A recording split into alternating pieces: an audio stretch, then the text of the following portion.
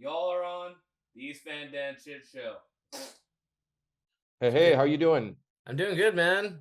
You're in Vancouver. You said you got back from your tour. Yeah, I just got back. We got into Vancouver. Weirdly, the weirdest thing, I've flying from Australia, you go either back in time or into the future. So we flew backwards in time. We left like the 31st and traveled for 30 hours, but also got in the 31st. So it Oh was very shit. strange. Yeah, but it's kind of cool. And Yeah. so being here, did a couple gigs with Susie Rossum and Comedy After Dark. Those were lots of fun. Cool headliner Lori.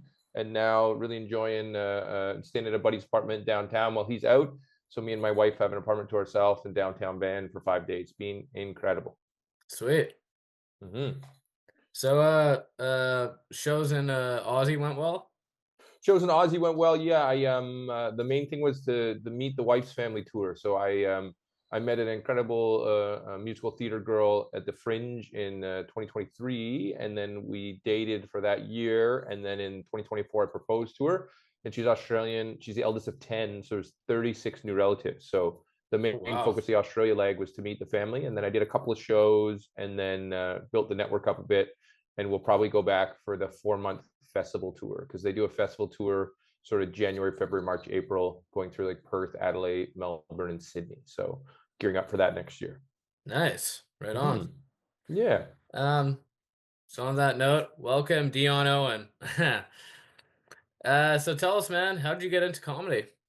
Comedy, weirdly, my first ever set, I'm originally from Williams Lake, British Columbia, which is a lovely shithole. And my first set I ever did, I was 18, and I did a set at a talent show, and I was awful. I was so bad that a girl who drank a beer, she tried to like chug it, but drank it at pretty much a normal rate. She beat me in the talent show, and that was my first ever set. But if you know small towns, they didn't have a club, so I didn't really see the industry or how to do it. I ended up getting a minor in theater, so that got me some stage experience in Kamloops at Thompson Rivers University. And then at about 27, 28, I started to try to find all the gigs I could while I was on Vancouver Island. And so that's when I really started being able to get some regular spots. And I did a weird cross Canada stand up / bike tour. And I was supposed to get to Halifax, but I had some knee issues. So I was in Montreal, and I was like, oh, I'll stay here for 2 weeks or so. And that turned into almost a decade. And that's where I really was able to do enough shows a week that you can get some gains. So um, I guess like everybody, especially seeing like in the 90s, watching like John Doerr or all that just for laugh stuff, you're like, ooh, this looks cool. But Canada, we're not the best at developing in the small towns. There wasn't like an infrastructure like there is in the major cities. So I kind of fell ass backwards into it and then just started working really hard. And now I'm at a place where it helps pay the bills. Yeah, you just mentioned just for laughs. Yeah, I was telling this to a buddy the other day. I remember when I was like somewhere around 8, 9, like I had Just for Laughs would be on at like 7 a.m. just before school, and it was all like it was like new episodes, maybe reruns, and it was just like that stand up. So that's probably my first exposure to stand up comedy. Did you catch those Comedy Now specials as well? They were on at a weird time as well. They were like Um, done by who were they done by? They're done by CTV, and they were weirdly like, because I caught those as well. And the cool part was I've worked with a whole bunch of people I watched when I was like in my like teens and tens, and like I remember one of my favorites. The first guy I worked with who I was like, oh, I know your jokes with this guy Joey Elias, and he had this joke about Eric Lindros, and I was like, dude, I stole that bit when I was like 7 and 8. Like it was pretty cool. So yeah, that's the same. I think most Canadians, that's how we all sort of took it in, was looking at that late night. Well, we should have probably been asleep watching a bunch of random comedy on the Comedy Network. yeah, man. So you said you were from Williams Lake, or did you grow up there? Yeah, I spent like almost 20 years there. So a bit of a racist shithole, but I lucked out and had like really nice parents and like had a good experience overall. I know some of my friends and family had a much worse experience because it's like not a lot of culture, a lot of suffer in the First Nations have a lot of pain, they need a lot of healing, and then a lot of racist white people. So it's kind of a weird dynamic. Yeah. Would you say you were during your high school years were a troublemaker?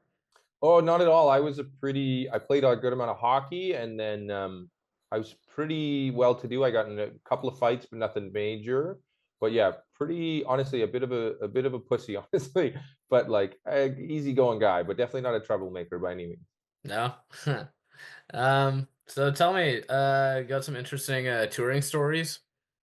Touring's brutal, man. I enjoy it, but I've spent like the last like 6 or 7 years touring a lot. It's partially because it's a necessity for Canadians. Like there's no money or industry here, and the industry that was here, weirdly, just Laughs has now been taken over, which is great. But the previous administration, like I even knew some of the people, but they like sucked all the money out of us. So weirdly, I've got lots of random stories. Nothing too exciting. I guess what's my favorite one? On one funny note, I had some friends from Canada come and visit me when I was doing some shows in like Paris, and my one buddy ended up getting all these blisters on his feet. And so when we got to the Louvre, he wanted to see like the Louvre, and he couldn't really walk. So he was like, "Man, I really want to see this place." So I was like, "I think they'll just give us a wheelchair." So I went to like the kiosk. I was like, "Can I have a wheelchair?" And they're like, "Sure, have a nice time." And I got to like push my able-bodied college buddy around the Louvre, and it was one of the funniest days of our lives because it was like super romantic and hilarious. And then he's a bit of a shit disturber, so every time he'd pass another person in a wheelchair, they'd make eye contact, and he would like nod at them. You're like, buddy, don't do that. Or another sweet one is I do some shows in the Netherlands, and some of my friends there are a bunch of really good comics, but they also some of them run and own the boat touring a boat touring company there. So after a show one night, my one buddy, we ended up having some like extra passengers who wanted like a late night tour. So a bunch of these lovely young medical students came and hung out in the boat. And then I don't drink, so I drove the boat around Amsterdam while everyone like got drunk, and we just like pulled into different bars, and it was pretty sweet. Felt pretty glamorous. Awesome. Yeah. Amsterdam. I probably shouldn't go there. I'm in recovery. Oh, you should. You can go. Like I haven't. How long you been in recovery? I'm coming up to 1 year on the 20th of March. Oh, nice work. It's weirdly Nanaimo seems like Nanaimo has a similar essence because you're in Nanaimo, right? Yeah. Yeah, it's similar vibe to like Williams Lake, where it's like people are kind of suffering in some weird way that you can't really articulate. So a lot of people turn to like drugs and alcohol.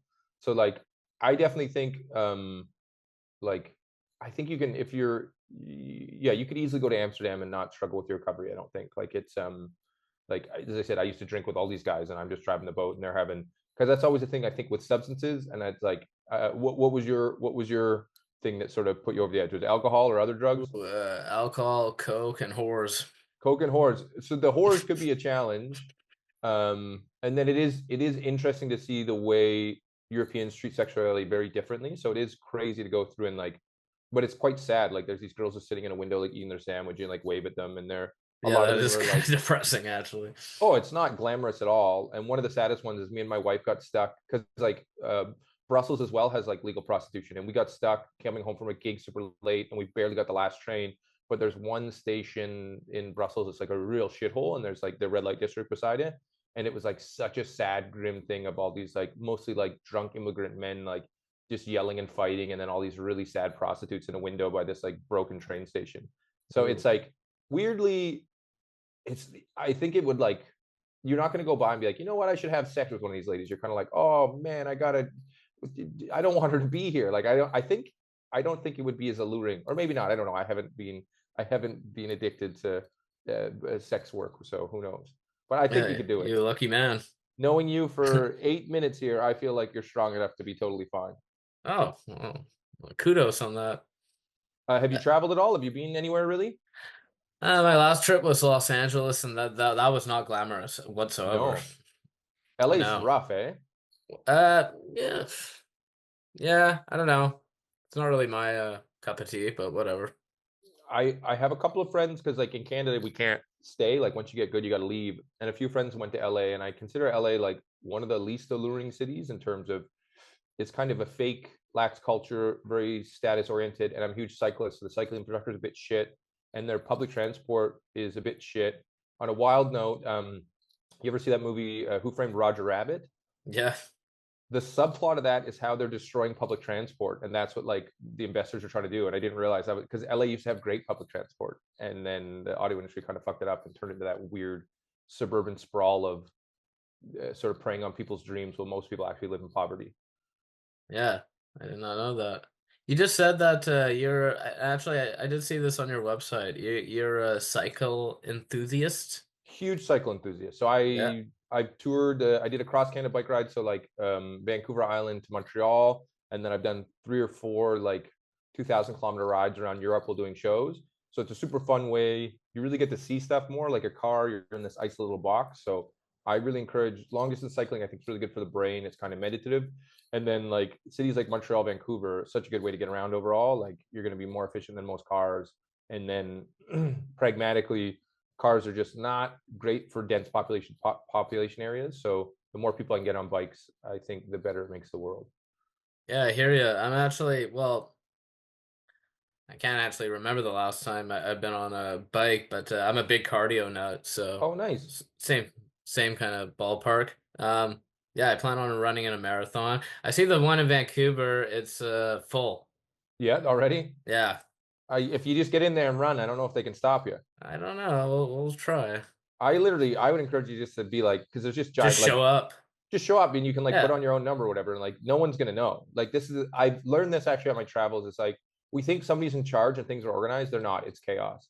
Like a cool thing, my buddy Matt Watson, if you follow his channel, he does a whole bunch of like entering arenas and then getting in there for free. And then what he would have paid on the ticket, he gives out to the people struggling in the community. So he'll go to whatever place that people are battling homelessness and then give out free whatever. It was a $200, would have been a $200 ticket that he got for free. He'll give that out in food and socks and stuff. So it was cool to watch him where like we think that the structure's in place and no one knows what the fuck's going on.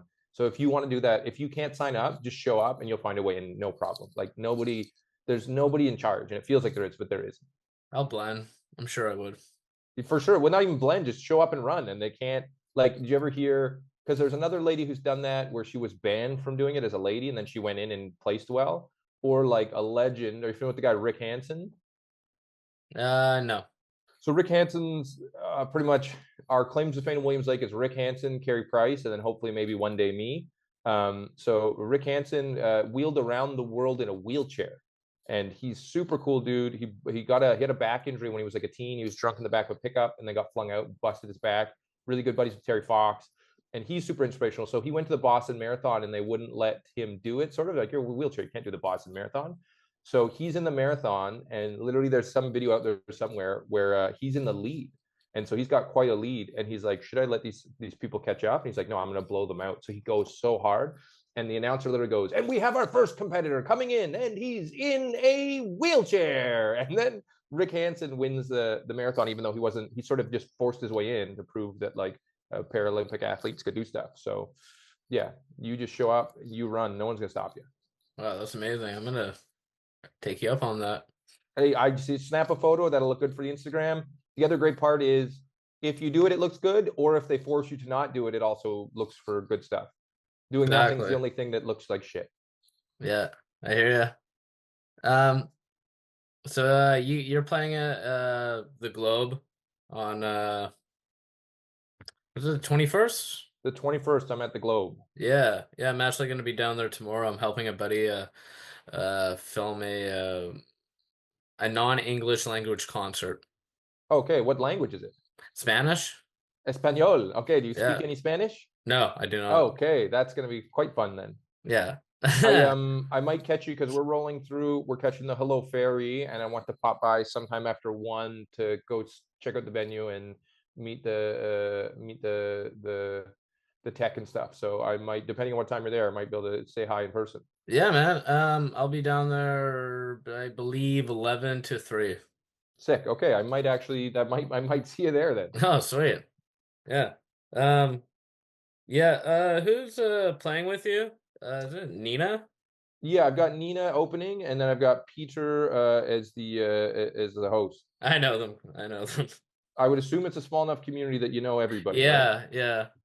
Yeah, so Peter Hudson, who's over right now headlining in Calgary, and then I'm pretty excited. I always really enjoy following his kid. His daughter's like super hilarious. There's one story of she like flipped the bird, and she's like a 7-year-old. Some driver was being a dick and then got into some like road rage, and then she very kindly said something to him and then flipped him the bird, and it was like, it just made me laugh so hard.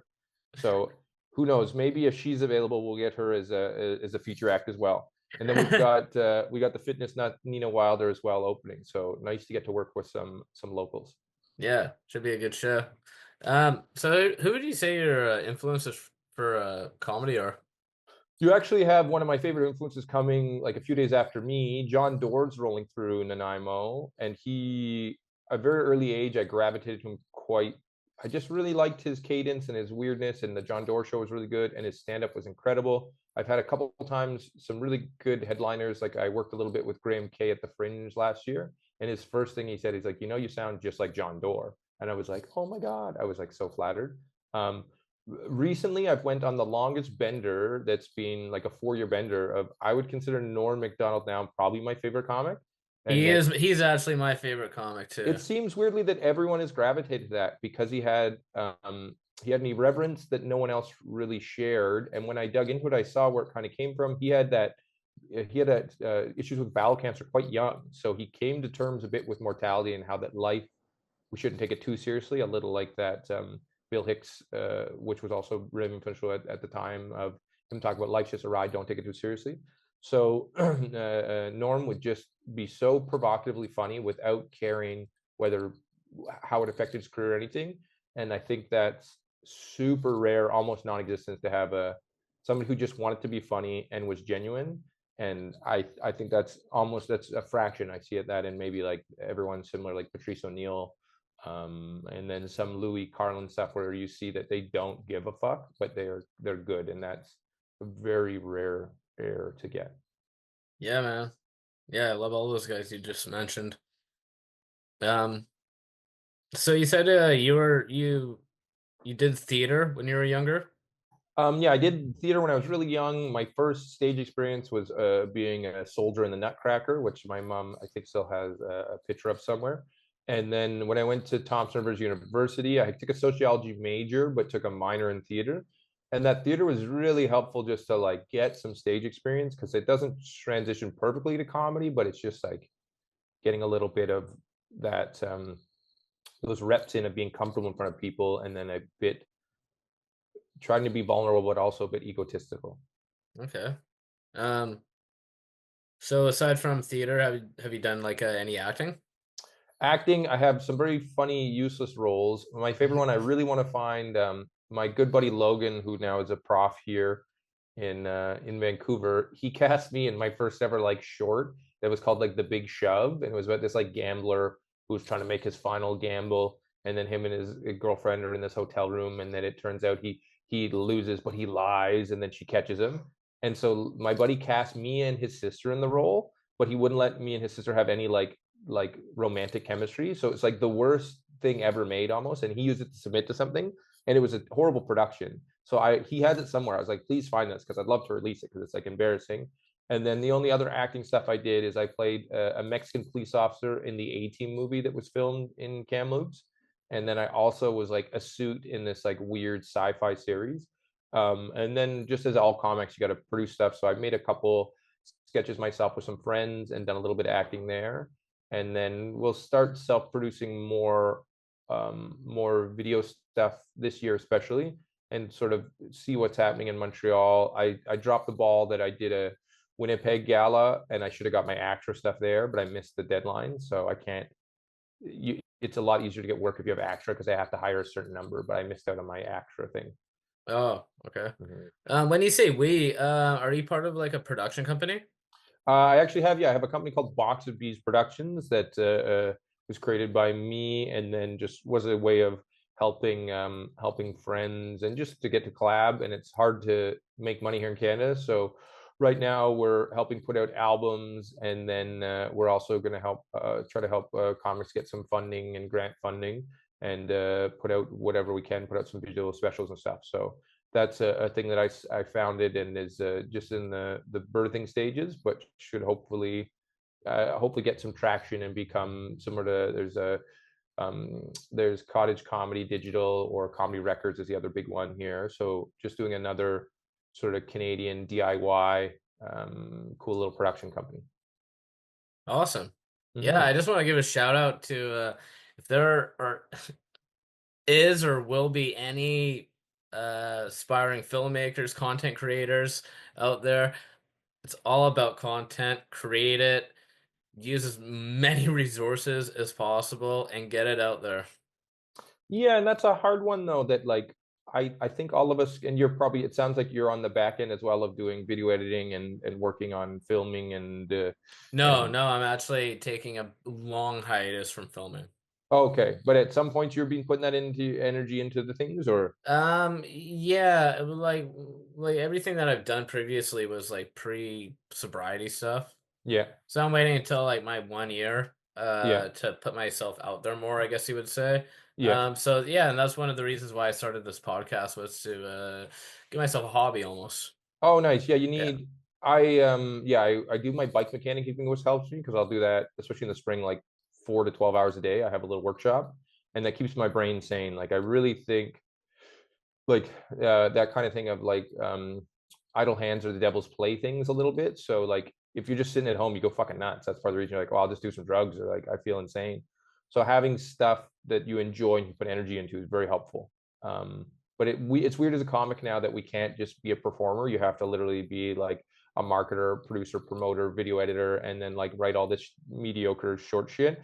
But that's now the only way to really make a living. Like I sort of try to follow a bit. I have some friends like Che Durena has killed it. Andrew Packer's done super well, and those guys great comics. And then they work hard on their socials, and they're doing good and selling tours. And then there's a whole bunch of incredibly good headliners that we've never heard about who tour Canada because they've sort of fallen out of the favor of the horrible algorithm. But yeah, if you're spot on, Dan. If you want to do this shit, you just have to make it and put it out and be too not be too rooted in the results of whatever you put out and just work on making the next thing. There's a good It's about improvement too, right? well, that's all you can do. There's a really Growth. good Yeah. podcast to listen to with Pete Holmes and Bo Burnham. And Bo Burnham, I think like his special insights, one of the best things I've ever seen. And he has a talk. There's two podcasts he does on Pete Holmes' thing that I encourage every creative to listen to because it's his creative process is super inspiring and it's very helpful to listen to how he creates because he's actually creating quality and unique shit. So I really encourage if you want to create, I found that very helpful. Awesome. Yeah, I'll have to check it out. And then yeah, so sobriety for almost a year. When's your date coming up? March 20th. Super soon then. You feeling Yeah. okay? Oh yeah. It kind of gets easier from my own journey. And then the hardest one I found is if you're with friends that you used to like drink or do stuff with, the first couple things I do, like the first 1 or 2 beers, is like real tough because it's like, man, that looks fun. But then by beer number 3, I'm like, man, I'm so glad I don't drink. And it's such a weird one. Well, actually, most of the people from my past life, they're Yeah. dead. Oh no. Well, a good chunk of them, anyways. Okay, well that makes it a little easier. But Yeah, you'll have new friends that will drink you all the exactly. time. So I'm just telling you from my personal experience, it can be hard because it's also part of socializing and then it can be fun. And if you have a healthy relationship, go with it. But that the first 2 beers, it's like, oh, they look so good. But then 3 and 4, you're like, wow, you guys are morons. That's destructive. I'm gonna have a good sleep and feel great. Well, there's just like do's and don'ts, right? Like in like the early stages, I would do things like like not hang out at like bars or like clubs or anything like that, you Yeah. know? Yeah, I mean Um, dude, the other hard part is the whole comedy industry's major income is selling booze to people. yeah, Like I learned exactly. that like when I was 3 or 4 years in, I was like, oh, I'm doing my art, and I looked around, and I was like, oh, all these venues, I don't give a shit about who performs. They just sell these fucking people 6 beer, Exactly. and I was like, oh, so that can be challenging. And Yeah.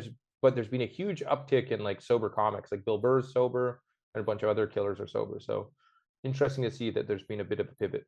Yeah. I think over time the climate has changed with like drinking culture Mm-hmm. for sure. Um, yeah, no, the majority of people I talk to nowadays, they're sober. I'm like, really? I'm not the only one? Oh, that's great. I'm supposed to be unique and cool. They're like, no, we all did it. And you're like, damn Yeah.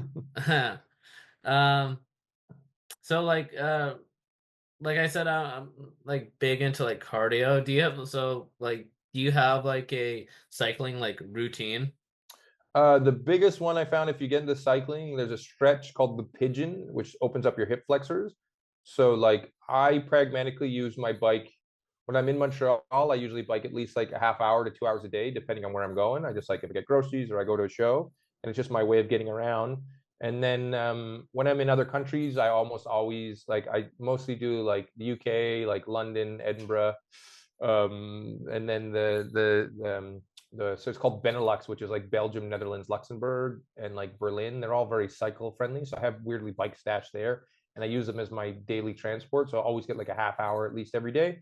And then the big one is if I'm doing tours, I'll be riding like 8 to 12 hours a day, where you'll kind of do, my routine would be like a 2 hour chunk, and then I pull over for a stretch and a snack, and then a 2 hour chunk, stretch and a snack. And then that's kind of weather dependent. I actually I don't bike super hard, but I just enjoy it as like a meditative, nice way to get around. And it's sort of similar to flying. So my routine is mostly just that it's my way of getting around and I enjoy it. So I just end up using it ubiquitously, similar if you're walking or if you use a car. Okay, yeah, I hear you. Yeah, I have a routine this is I usually do about an hour like on a treadmill, and then I'll do like 15 rowing machine, uh abdominal, um do like different sets of like free weights. But yeah, mostly cardio, and bare minimum is like an hour. Oh, that's great. Yeah. I'm trying to get, I'm going to try to do a big fitness routine here. I have 3 months in Canada before I go on tour again. So I'm going to try to do a big dietary health kick, and then try to do a half hour of yoga and stretching every day. And then probably a half hour of sort of calisthenics of like just push-ups and pull-ups and some body weight stuff and squats.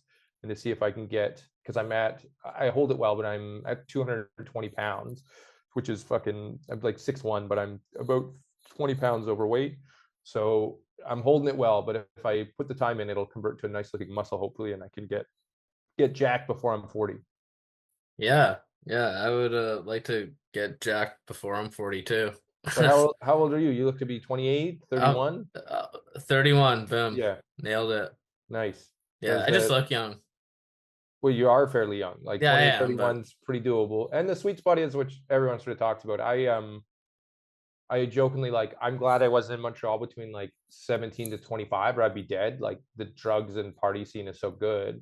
And so it's kind of nice to get into your 30s. You have a lot more tempered, bring a bit of wisdom. And I think specifically as a man, you bring a lot more to the table, because I think like men under 25 are like retarded. Like I can't believe women date them. Like most of them just have like no life skills and we're just idiots. So it's like really nice, because around 25 to 30 you start developing. Then after 30 it's quite sweet, where you get a good sense of self and kind of figure out a bit of your journey and what direction you want to go. And it's empowering. It sucks because your body will deteriorate, but it's a really nice time to exist, I think, is at your age bracket there.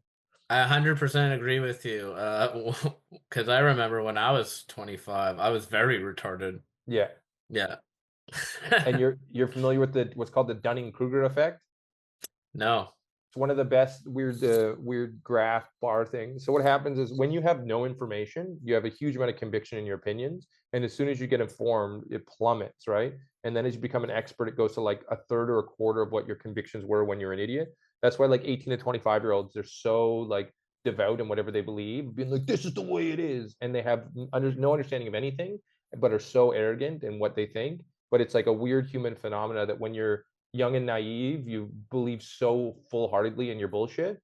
But then as soon as you get older, you realize how dumb you are. And then when you become like, literally, you can be a PhD in multiple things, you never have nearly the same amount of conviction you do when you're an ignorant 25-year-old. And it's called the No shit. Dunning-Kruger effect. And you'll see it over and over again in young people. It's impressive. I did not know that. Useless information for you now. Enjoy. It just stirred my imagination.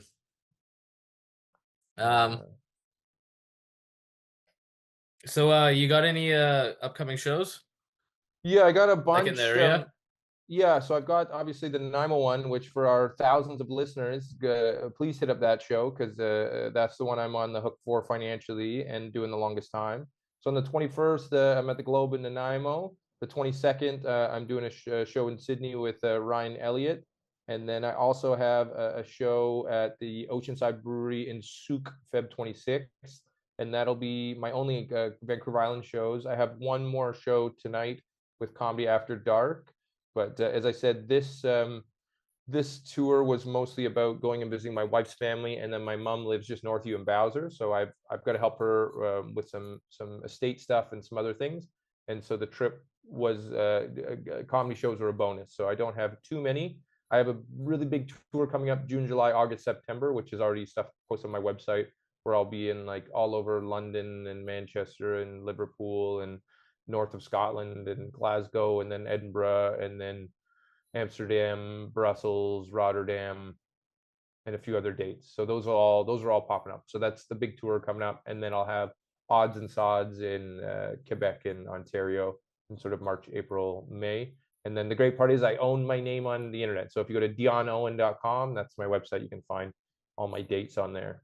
Fucking A. And yeah, I'll put the your website in the YouTube description. Much And appreciated. I'll reach out to some buddies and see if they want to tag along for your show at the Globe. Would be super appreciated. I've also, which generally the stand-ups come out pretty good. I just recorded my first special in November, which the audio is really good. Now I'm just cleaning up the video with my editor. And then nice. The one that, yeah, they came out really good. I'm pretty proud of it. It's called Dion Owen Live at the Bike Shop, and I filmed it in a cool bike shop. It seats about 75 people, and it's such a cool, weird venue, and the show was great. And the thing I've added that's become super popular is I do this improvised keyboard songs for the audience. Like I'll usually ask, hey Dan, what's your name? What were your dreams as a kid? And then chat about that. And then I'll start writing about it. And then I'll sort of ask you what you do now. And I'll write like a little narrative. And the songs, which to my own chagrin, people often come up, they're like, dude, that song you improvised about Dan's dog was incredible. And I'll be like, what about that joke that took me 4 years to write? They're like, oh, that was pretty good. But man, the improvised songs. So I've got a keyboard for that Nanaimo show. And those have come out like, those are probably my most unique and like shittily enough for me, maybe the strongest part of my shows now, which I'm grateful to have, but it's weird to be so passionate about creating jokes and then finding a weird sort of ace up my sleeve that seems like less work, but just because it's a unique thing. So you guys can catch that. And if you guys sit in the front row or even like put your hand up, I asked, does anyone want a song written about him? So if you guys show up, you can have your own individual song written about you. And there it came out to be really great. Awesome. I'm stoked to see it. Is it going to be on your website? Or? Yeah, it's already on there. The ticket link's already there. The Globe Studio has its own ticket link, but if you go to dionowen.com, that's the first show coming up. If you click on that, that'll take you immediately to the Globe ticket link, and you can find it there. We got early bird tickets rolling for another, I think, 10 days or so. They're $15. Then they'll bump up to 20, and then if you're really slow, there will be $25 ones at the door. But love to pack it out, and this one we have to put a little bit of coin into. So if we don't get enough people, I'm out of pocket and make sure I pay my acts and stuff, but hopefully we can get a nice full show. And generally it's like, I'm pretty proud of where the material is. And especially, as I said, those improvised songs, those are kind of a thing that like you go see other great stand-ups and you'll be like, oh, that was well written. That was interesting narrative. Oh, that callback was good. But the improvised songs, I haven't seen anyone else doing what I'm doing. And like, I'll give a little bit of a teaser. There's 4 songs on the album. There was an early show and late show. And the late show, one of the guys was this Jewish guy who asked for his dream as a kid was for peace in Israel, and he wished to Santa Claus to bring it. And I was like, oh my God, buddy. So I wrote a song right on the edge of offensive perfectly. And but he gave me like such a gift, but I took the risk, and then it's hilarious to be like singing these horrible things. And so that's pretty sweet. And they're a little like, oh, because comedy is right in that uncomfortable zone where people are like, ugh, and like you get those laughs out of that spot. They're like, oh, you shouldn't have said it, but it's accurate. So weirdly, that goes really well in song form, I found. Awesome. I agree with you. Sick. Cool, man. Well, thank you for doing the podcast. We'll see you tomorrow, hopefully. And of course, on the 21st at the Globe. That's right. And then I'll chat with you tomorrow because there's a bike co-op in Nanaimo. I'll probably come do a couple shifts at, and we could maybe put you a bike together, and then you can add another chunk of cardio to your workout routine. So I'll chat with you tomorrow, and maybe we can build a bike, and we'll make a little video on it and put some stupid content out. Oh, sweet. Yeah, man. Sick. Okay. Okay, man. Good talking. We'll see you. Much appreciated. Thanks for having me on the East Van Dan Shit Show, the largest podcast in all of Nanaimo, right? Yeah, maybe probably the only one. And you're the largest. You did it. Yes, exactly. Excellent. The advertising makes a difference. Okay. Exactly. Perfect, Dan. Okay, we'll catch you tomorrow, buddy. Have a good one. Thanks for having me. Yeah, you too, man. Ciao, ciao. Talk soon.